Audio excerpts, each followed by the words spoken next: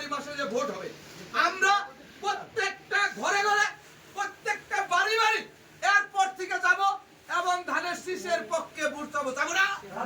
আমাদের এই জনসমাবেশ করে এই এখানে অফিসে জড়ো হয় না, আমরা কাজ করব প্রত্যেকটা বাড়ি বাড়ি গ্রামে গ্রামে।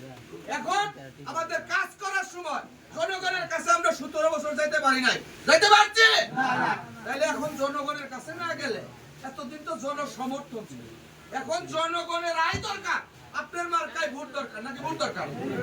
তাহলে ভোট দিবে গেলে মানুষের বাড়ি বাড়ি যেতে। এই যে যারা শিবির নামছে ভাই, আপনারা 17 বছর দেখছেন, হ্যাঁ? 5 আগস্টের পরে এসে বলতেছে যে দাঁড়িপাল্লায় ভোট দিলে জান্নাত পাওয়া যাবে। এটা কোনো কথা হলো? দাঁড়িপাল্লায় ভোট দিলে জান্নাত পাওয়া যাবে? আমরা কি আল্লাহর বান্দা না? আমরা কি নামাজ পড়ি না? আমরা রোজা করি না? 17 বছর তো কইলে না এই কথা, আজকে কেন বলো? আজকে দেখা যায় আওয়ামী লীগকে নিয়ে দুশোর বাইনে তাদেরকে জামাত বানাচ্ছে। আওয়ামী লীগ জামাত নাকি, তাই না? বিএনপির লোক জামাত হবে? এই বগুড়া জেলার মানুষ জামাত হবে, সারা বাংলাদেশের বিএনপি জামাত হবে না।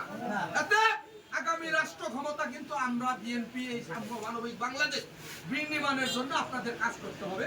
সেটা আগামী ফেব্রুয়ারি মাসে ভোট, সবাই ধানের শীষের পক্ষে কাজ করবো, পক্ষে কাজ করবো। তুমি আমাদেরকে কাজ করার তৌফিক দান করো, আমরা যেন বাড়ি বাড়ি ঘরে ঘরে এবং প্রত্যেকটা পাড়ায় পাড়ায় যেতে পারি এবং ভোট প্রার্থনা করতে পারি এবং কামিয়াবি হতে পারি, এই আশা, এই প্রত্যাশা রেখে আমি আমার কথা বলছি। আসসালামু আলাইকুম। ধানের শীষ আছে?